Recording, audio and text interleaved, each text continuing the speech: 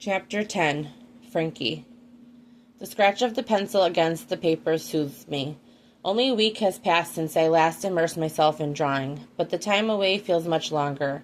Each swipe allows the world to melt away until all that remains is me and my work. I've been drawing for as long as I can remember.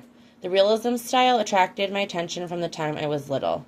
Left alone and bored in our house, the lights would be off because someone inevitably forgot to pay the power bill, so I'd prop a flashlight up beside me in the corner of my bedroom and doodle. Over the years, those doodles transformed into a style uniquely my own. For the past several years, I've worked with a small boutique in town to sell my work on consignment. I'd spend any free time I could spare working on canvases for Lola to sell in her shop. Enough tourists would pass through our town on their way up north, but that I managed to sell a few higher-priced ones a year. It wasn't until Lola opened her online shop that I really started to see a decent payout. Our dynamic worked seamlessly. She handled the business side of things that I had no time or inclination for, and in return, she received a small percentage of my earnings. Saying goodbye to Lola and her boutique was one of the hardest parts of getting into that car with Dylan. I said goodbye to a piece of my independence for someone else's pipe dream. Now that I'm still in the state, I wonder if I should reach out to her. I could continue to draw in my free time and make some extra money to supplement what I'd make from Jude.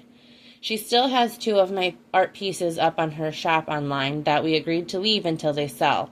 I've already decided once the money comes in from them, I'll pay Jude and his sisters back for their kindness. My attention shifts from the paper in front of me to my current muse, the fluffy white dog sleeping against my feet. I wiggle my bare toes and brush against her soft fur. I know Jude isn't happy his favorite companion has temporarily chosen me over her master, but she's brought me so much comfort over the past couple of days. I can't imagine I would have stuck around this long without her. Despite agreeing to stay, I still feel as if my insides are all jumbled. The missing pieces of my memory are the clear culprit to my unsettled state. The other obvious reason is Jude. Not because he's prickly, I actually quite enjoy his gruffly spoken words and his bantering attitude.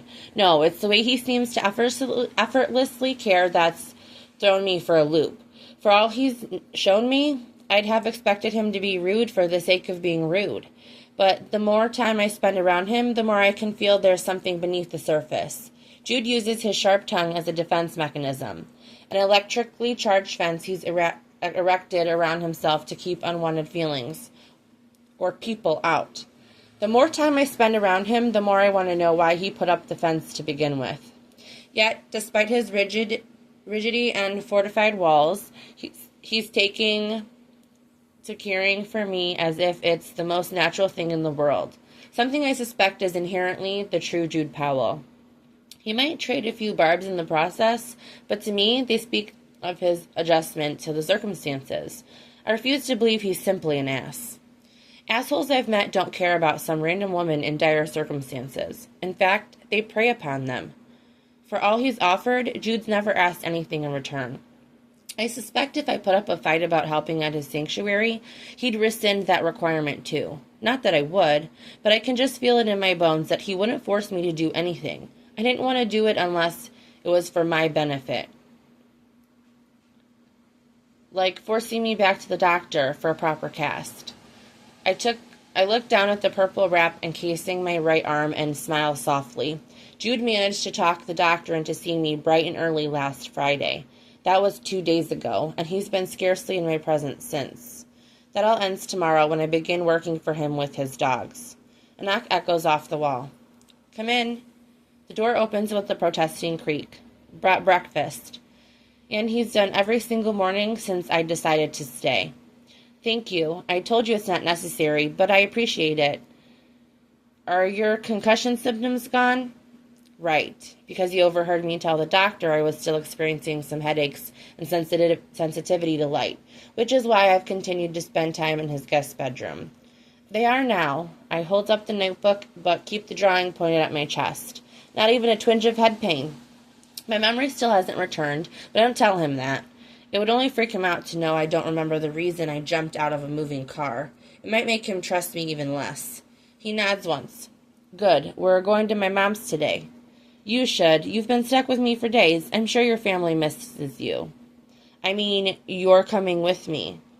I pause with the piece of toast halfway to my mouth. I'm sorry? You're coming to my family dinner with me. No. What do you mean, no? I tear off an aggressive bite and drop the toast back on the plate. The buttery mouthful sticks in my throat on the way down. I mean, no. It's a universal word. You are. Oh, really? Yes. Because you said so? Yes. My hackles rise as his determined tone. I don't think so. Well, you can't stay here. Why not? His upper lip curls, but it's the way his hands draw into fists that grabs my attention. He's such a contrast to himself, the side he shows versus the side he tries to hide. Because I don't leave known thieves alone with my possessions. That was a one-time thing. I throw my hands up and scramble to my knees in the center of the bed. Ash raises her head and looks between us as if she's deciding whether or not to be bothered by this argument. Her answer is clear by the way she rests her snout back on her paws. Jude moves one heavy step close to the bed. Tough shit, baby. My jaw snaps shut. Did he just call me baby? Get ready. I'll be waiting downstairs. We leave in an hour. Ignoring the way my breathing has grown shallow and my heart beats faster in my chest and whatever the hell that warm feeling is in my stomach, I stretch my legs over the side and climb off the bed. I don't miss the way his eyes drop to the expanse of exposed flesh just south of the hem of his tee. Nor do I miss how much I like it. Oh, Frankie girl, you are in trouble. Pushing my hair over my shoulder, I keep my chin high and walk past a rigid Jude on my way to the bathroom. My shoulder brushes against his, and my lungs falter at the accidental touch. If possible, he stands even more stiff as I force myself to stride confidently across the hall. By the time I shut the door, he still hasn't moved. Jude parks his serial killer van against the curb in a tidy neighborhood. The closely placed houses remind me a bit of home. That is, if the homes were replaced with trailers in desperate need of some repair. It's not hard to figure out which one we'll be spending the afternoon in if I'm judging by the cars tucked into the short driveway. How many family members do you have? Despite my earlier attitude, nerves flood my system at being introduced to God knows how many people. I have 5 siblings and my mom. Some of them have spouses and kids too. And you guys do this weekly? I gaze in awe at the vehicles again. The dedication to family feels so foreign to someone who grew up the way I have. Try to. I miss once in a while. I'm sure things come up when you have as many dogs as you do. Yeah. The sound of his door creaking open prompts me to do the same. I watch through the windshield as Jude walks around the front and stops on the sidewalk. He looks good in his jeans and long-sleeve gray shirt that darkens the color of his eyes. As if I'm realizing I'm not beside him, he turns back. Come on, Frankie. Just a second, I call out, hitting the shake in my vocal cords. For fuck's sake, Frankie, pull yourself together. I brush my sweaty palms over the borrowed pair of blue jeans. They fit perfectly, so at least his sister or one of his sister-in-laws is my size. I'll have to figure out which one and thank her. They paired nicely with this flowy top. The hem edged in cream lace dips low enough to cover my hips and ass. It's tasteful, and the light draping sleeves fit nicely over my cast. They were even thoughtful enough to find a pair of black ankle boots, also in my size. I suspect Jude did some investigating to get that one right. As the seconds tick past, I realize it's shame that I feel welling up inside of me. These people probably think I'm a freeloader, and I don't know how to let them know their generosity is appreciated without overstating it. Hey, Jude's gruff voice startles me out of my nervous thoughts. What's going on? They're going to hate me, I blurt out. His brows snap together, his expression fixed with confusion. They're not going to hate you. I'm sure they've all heard about me by now, and I can't imagine anything in that story lends them to think good things. Lee thought it was fucking hilarious that you stole my van. Is that your brother? Jude crosses his arms and rocks back in his heels. Mm-hmm. The oldest. Believe me, he thinks you hanging around me is exactly what I deserve for being a cranky ass. I can't fight the twitch of my lips. I guess that makes me feel a little better. You have nothing to worry about. My family is excited to meet you. A sour feeling fills my stomach. Okay, now I feel worse again. Jude chuckles, one of those rare brief laughs that has me forgetting about the worries in my head. They're going to love you just because that's the kind of people they are, and I dare you not to like them back. I'm not worried about that. I already like them. I gesture to the clothes they brought me. You can't avoid them. They're probably staring at us out the window as we speak, so let's get this over with. He jerks his head in the direction of the house.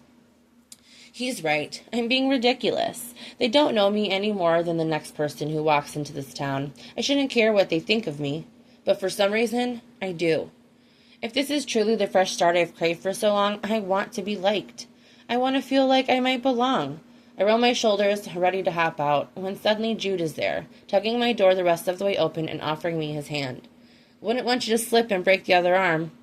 I hold up 2 fingers barely an inch apart and squint. I'm this close to hating you. I'll have to try harder then. The warmth of his hand swallows mine as I slip mine in and step down. He seems to touch me so effortlessly, as if it's no consequence to him to have his skin brushing mine. Touching my hand, lifting me in his arms, carrying me to his four-wheeler, dressing me in his shirt. He seems utterly unaffected, and here I am, trying not to hyperventilate on his mother's sidewalk. He must have had a lot of practice, and I've had practically none. He tugs me aside in order to shut the door and hit the locks on the key fob. Only then does he let go, and I find I instantly feel the loss of his touch. I can only imagine what his family would think if we walked in holding hands. The message that might send. Are we the last ones here? Most likely. Sometimes Aiden shows up after everyone else. Is he another one of your brothers? Jude glances down at me. He's the youngest. Keeping them straight already seems like it might be impossible. Without knocking, he twists the knob and leads me in. I trail him, fighting the feeling of my shoulders bunching around my ears.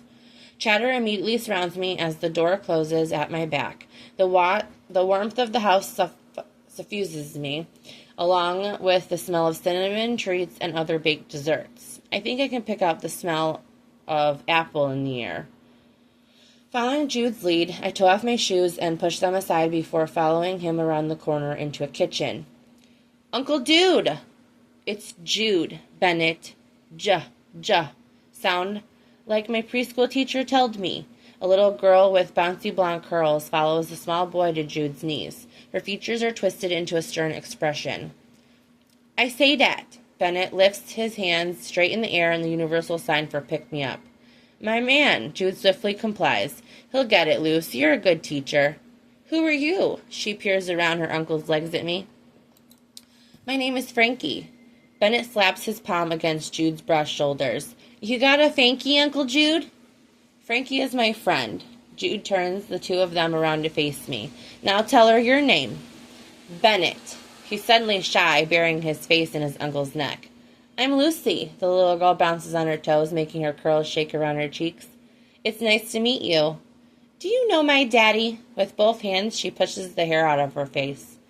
I don't think so. Do you know my mommy? Which one is mommy? Jude brushes his shoulder against mine and leans down toward my ear. She's the one who brought you the clothes. Oh, I know your mommy. We have a dog, Cooper, and a dog, Bo, she continues, revealing her life's details. Lucy, why don't you let them come into the house? Her mom, Whitney, ushers her away. Sorry, she loves to talk. I tuck my hands into the pockets of my jeans. I don't mind. We've already officially met, but the others are excited to meet you. Her warmth infuses me. I can only hope the rest of the family members are the same. I can feel Jude at my back as Whitney leads me into the living room. A body fills every seating space, and some people even lounge on the floor. All the eyes in the room find their way to us as Whitney begins thorough introductions. We might as well work our way around the room. She gestures to the woman with cropped blonde hair on her left. This is Bree. She's married to Corjan. She gestures to the man next to her with curly brown hair and twinkling eyes. And their 2 kids are Charlotte and Weston.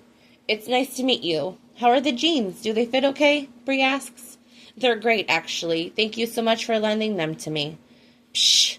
She waves her hand in front of her face. You can keep them. Those are from pre-pregnancy, and no amount of dieting is going to return my thighs to that size. Corjan runs his hand up her leg. I love you exactly like this. Bree blushes and tucks her face in his neck. Anyway, Whitney rolls her eyes. I stifle a nervous giggle. Jude's warmth at my back keeps me grounded while I'm under the spotlight. Next is Aiden. He's the baby. Aiden puffs up his chest. Come on, he flexes his biceps. I'm hardly a baby. The youngest is always the baby. I would know. A girl pouts from beside him. That's Juniper. She's the youngest of the girls. She's married to Lee, who happens to be the oldest of us all. I'd love to hear the story of how the two of them got together, but Whitney keeps going. Next is my fiancé, Jack. He's Jude's biological twin. We're getting married this summer, and we have another little one on the way. She cradles her very small belly. I tilt my chin over my shoulder.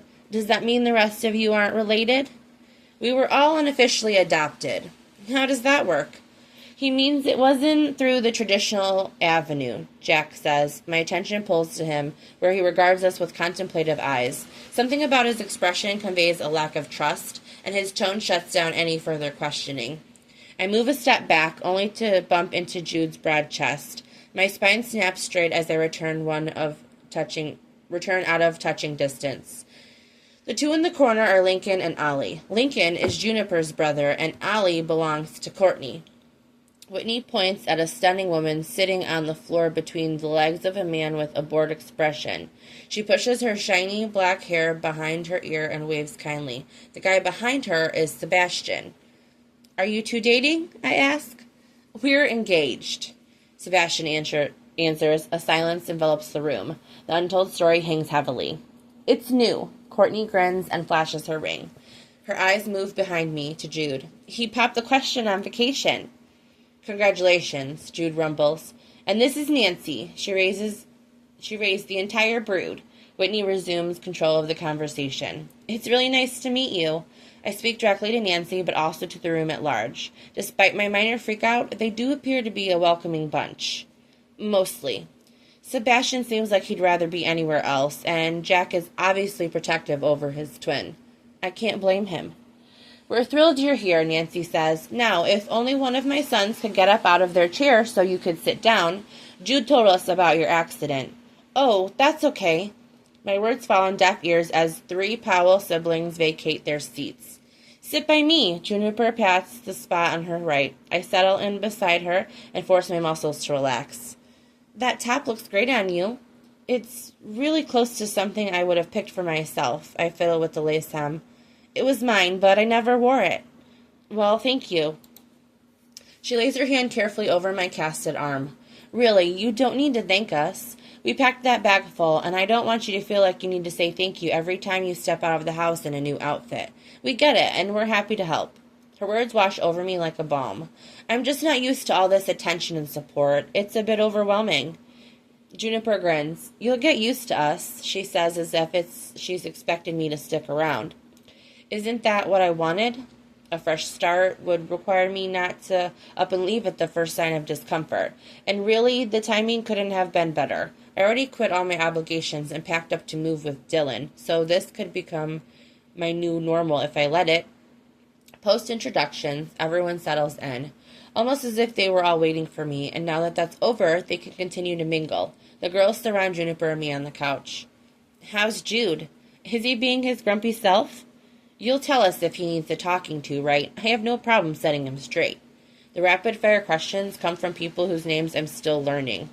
He's fine. He's been really helpful the past few days. A cup of something hot is shoved into my hands. It's coffee, but if you'd prefer something else, just speak up, Bree says. This is great. Attentive sip provides a brief distraction. Someone, I think her name is Courtney, pulls a face. Jude's really treating you all right.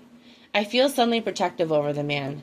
He's been nothing but kind. It's a stretch, but I wouldn't say our arguments weren't not kind, per se. Why do you ask? I love my brother to death. He's just so quiet, Courtney says. I know it can be a little uncomfortable if you aren't used to it. He hasn't been that quiet. I stopped myself from divulging too much. If he presents himself a certain way to his family, I don't want to spoil his secrets. Oh? Courtney leans in as if she's just incredibly invested. I just mean we've talked here and there. Not much, but he's not giving me the silent treatment or anything. She leans back. Huh. Interesting. The girls all exchange a glance. What? I ask, eyeing them over the rim of my mug as I go in for another sip. It's nothing, Juniper says. We're just glad he didn't stick you in an upstairs bedroom and leave you to fend for yourself. Or out in the intake building, Courtney laughs. Whitney nods. And if you do get lonely, please reach out to us. We'd love to hang out. I don't think it'll be a problem. With all those dogs, I'll probably never feel alone. Enough gossiping. Lee pushes his way into the group and throws himself down beside Juniper. I'm sure she could use a little breathing room. Oh, I'm fine. We aren't smothering her or anything. Juniper pokes his side. Yeah, brother. We're just getting to know her, Courtney adds. Well, you're riling up Jude. I think he's being a little territorial and can't decide if he needs to intervene, so he's just stewing across the room with that pissed-off look on his face. Four heads swivel in the opposite direction in search of Jude. I find him instantly in the exact position Lee described. I'm fine, I mouth. The way his eyes scan my face feels physical, even from across the distance. I think it's getting a little warm in here. I'm going to get a drink. Whitney brushes her hair behind her ear and practically skips out of the room. This family could work on its subtlety, but I can't say I'm not enjoying it.